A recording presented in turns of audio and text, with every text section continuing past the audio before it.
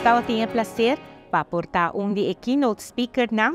de lo qual é conferência de Akuril que toma lugar esse man aqui na Jamaica. Para Aruba nos explica que cultura está guardo assim para por conservar nossa herência cultural, fazendo uso de tecnologia. Coleção Aruba está de exemplo com na Aruba nos trabalha para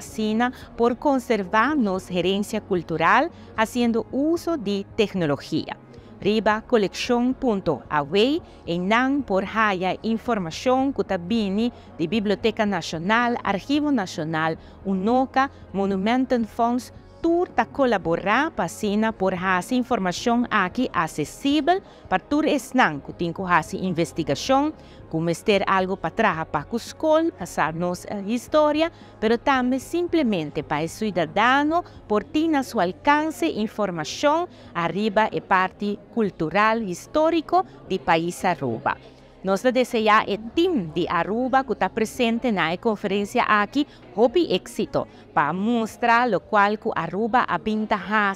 de uma maneira pioneira na região do Caribe, para por